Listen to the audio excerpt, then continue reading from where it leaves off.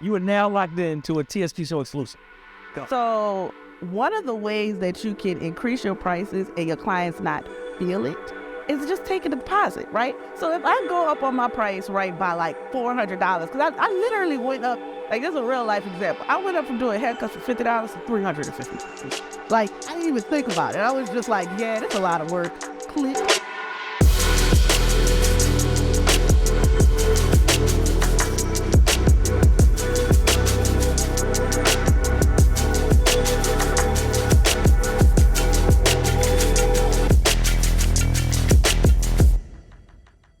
What's up, family? Welcome to another episode of the Traffic Sales and Profit Show. I'm your host, Lamar. And today we're going to give you the game on how you can become a six-figure stylist when it comes to beauty and hair. And it's a lot of nuggets, right? Like, even if you say, Lamar, I'm not a stylist, it's a lot of nuggets that you can pick up to implement in your business today.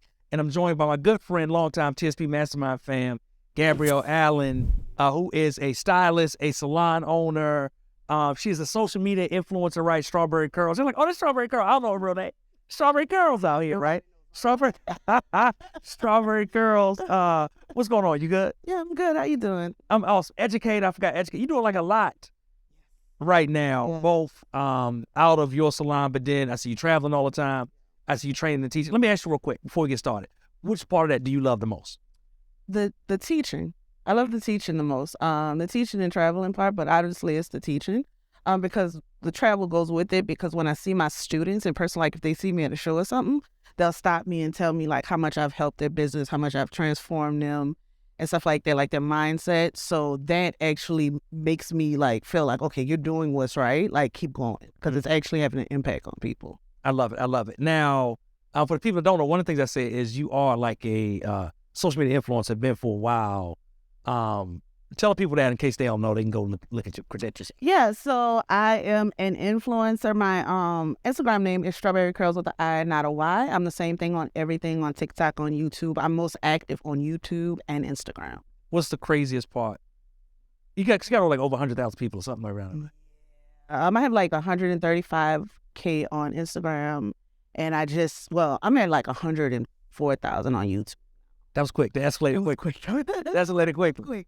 It was so quick, and I wasn't really expecting it because the topics that I was talking about to me weren't controversial, but because people have been like miseducated on YouTube for the longest, I was like speaking against it, and honestly didn't even realize it. I was just educating people based on my experiences in the salon, and then it just took off. That was good, right? So that even might be a nugget for viewers, because a lot of times I think I hear people in conversation all the time say they feel differently than what the masses say or talk about, or what maybe some of the bigger people that may have bigger followings or get more run or publicity talk about, but they don't actually share their and voice their opinions online. So just by, sharing your truth, you was like, hey, I don't really agree with everybody say. Right. And you wasn't even doing nothing crazy, but just by sharing your truth, it started to get a lot of eyeballs and then catapulted you up to success, it looked like. Yeah, it was literally, so my entire career started off with controversy, to be honest with you. Really? I didn't know this, but I'm not surprised. Yeah. Yeah, like I don't know if you remember, because me and you met in the online space, right? So I don't know if you ever actually looked at any of my stuff, but when I was younger, like in my early 20s, because I started like when I was like 21, right? I was kind of like, I went natural, right? And at the time I was in a relationship and he didn't like my hair, right? So I had garnered a following on Tumblr and Twitter, and at the time I was completely ignorant to how many people actually read my stuff, right? So I did a post. Me and him were talking on Skype one night, and I had been trying to get him to do an interview with me, and he was like, you can just use the Skype interview.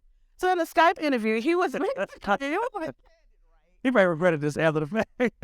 He was living for. He was like, oh, that's how they feel. We're going to add more. We're going to throw some fire on this, right? So he was basically saying, like, making jokes like he liked Asian silky hair. He was like, Sue Yin to let me caress her hair and stuff. Well, let me touch it. So I posted it on my blog, and my readers ate him alive. I didn't even know I had that many people following me. Like, it went on for like days. And this was like in the early blogging years. So, when you get a lot of comments on a blog post, like back then, it was like, oh, we got special. something special. It really was. We got something here. So then he read it and he wanted to do a part 2 and he responded. And then that was a huge thing, right? So it just kept going from there. I would talk about like how men felt about our hair. I would talk about general education, the education that I did have, because looking back on it, knowing what I know now, yeah, there was a lot of stuff going wrong there. But you know better, you do better. And I didn't actually plan to become a hairstylist, but it happened. So I've never shied away from talking about like controversial things or things that somebody else might consider taboo. Now, I feel like part of you kind of you reminded me of this when you were talking. Part of your story, I feel like, is different as well. Is that you started online talking about hair, but then later went and became a professional in it. Yeah. Right? Yeah. You went to cosmetology school, like you went, and got your, certifications for the state or whatever you actually need. Yeah. Where a lot of people, I feel like online, did opposite. Just be doing stuff. Like, or they just be doing stuff. Be like, I got the followers, I got the money, I'm getting the fame. I don't really need to technically go somewhere to master the trade. Right. Like, why? If I'm doing this tutorial online, and all these, I get 10,000 YouTube views, like, why do I need to actually go and legally get the things? Like what was it for you that you said, hey, you know what, I'm going to become a certified professional, not just an influencer that stuff? So it was, and I told the story before, it was actually my grandfather who told me to go to school to be a hairstylist. I was actually in college, and I was actually in tech before. But it was around the time where they started forcing those student loans on us. And my older sister had just graduated on all grants. And I was like, yeah, that's going to be a no for me. Like, I'm good on this. So I had been kind of praying. No, I had been praying about it because I was really stuck. And my grandfather kept suggesting, like, go to school to be a hairstylist because you already have the following. He knew about my blog. I mean, he's older. He don't know nothing about it. But to him, he was like, it'll increase your credibility. Yeah. Right? And it's like, you keep hearing stuff. And I was like, I keep praying about this, but I keep ignoring the answer because I really don't want to do it. And it was like a whole year before I finally broke down and was like, okay, I'm just going to go. So when I got in school, and this is a flex, I ran past all of my classmates. So I was like, okay, that's something here. And I actually paid my tuition with my blogging money. Wow. I wasn't working at all. I quit my job. I went to cosmetology school. I was trying to get out like quick. Because the program was only supposed to be a year, but the school that I went to, if you didn't pay your tuition, you couldn't take your test.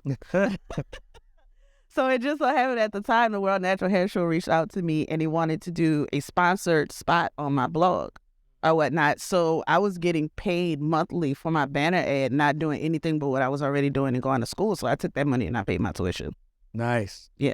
Did you see a difference in the way your audience regarded you after that? I'm just curious. Or they like, we don't really care about that. We just want them tips. So it took a while. So it wasn't like I graduated, got my license, boom, clientele. It did not happen like that. Yeah. I really thought it was going to happen like that.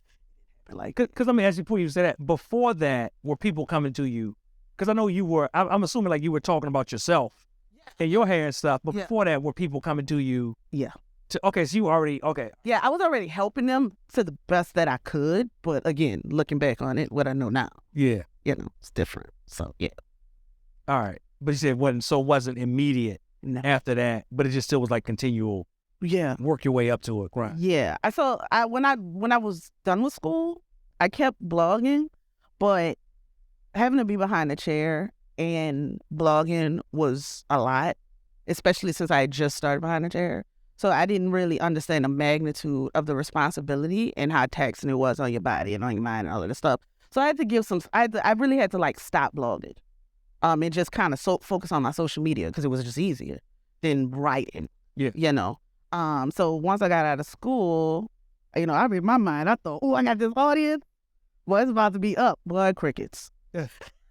Crickets. It was a good year before I actually really started to get like a seriously consistent clientele. Because one, I also found out that people didn't know that I lived in New Orleans. Like to this day, people still don't think I live in New Orleans, and it's crazy because I got it plastered everywhere. But it took a while. It took some strategy. It took some thinking through it to see how to maximize what I already had to get butts in a chair. That's good. All right. So that's the perfect segue because I want to talk about how you've kind of built now, what you've built in the industry where so many myths, misconceptions. So many topics are taboo, right? And you're kind of shattering and breaking through a lot of that stuff. First, when we talk about like how somebody can build or become a six-figure stylist, right? Or build a, multiple six-figure salon. One of the main things that you're talking about is pricing. Yeah. Like, what's your thoughts on? Because I see also, if y'all haven't seen, you go to the Strawberri Curls, it's quite entertaining. Even for those of us that's not in the industry, it's quite entertaining. Whenever sister talks about money and see the comments, I was like, in my free time, I like scroll through the comments. Oh, your free time? To see what's going on. I can't comment on that. They're not really open to dudes comment on stuff like that. But I just like, what you know about that? Right, exactly. So I just then I'm bald on top of that, so they going, I already heard all the comments. Yeah, all right. So I just kind of scroll down and enjoy and giggle on my own. Yeah. But what is up with this thing of pricing as it relates to? Because I've seen a huge conversation of, people like yourself saying, hey, you know what? You should be charging more. Like if you are a stylist, if you've gone to school, if you're certified by the state, you're doing the right things, you should be charging more. This is the reason why.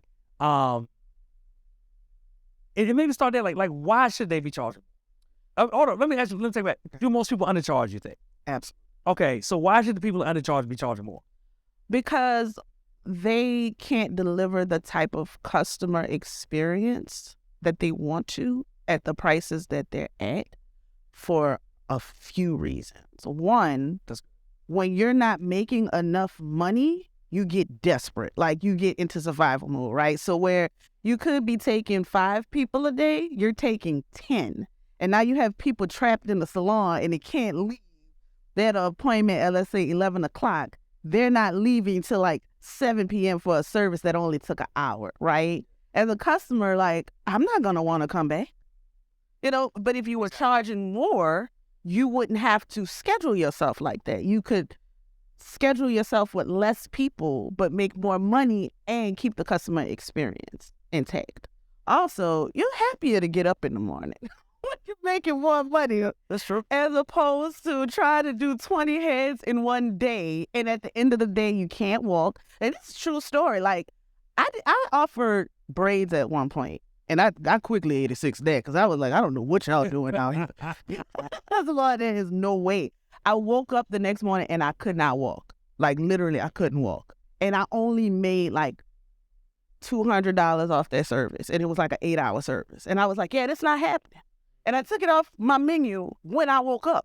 I was like, this is never happening again, And it that was like a pivotal moment for me because it made me realize, like, okay, if I feel this way, who else feels this way? And they're just like accepting it because it's the industry standard, quote unquote, right? But there's so many things that you can do when you make more money. And even yourself, you are able to take vacations. So like the first time I took off work for like a week, my very first time doing it, right? I actually came to Atlanta, and I was by my cousin's house. I was chilling the first 3 days. It was kind of hard because I was used to working, right?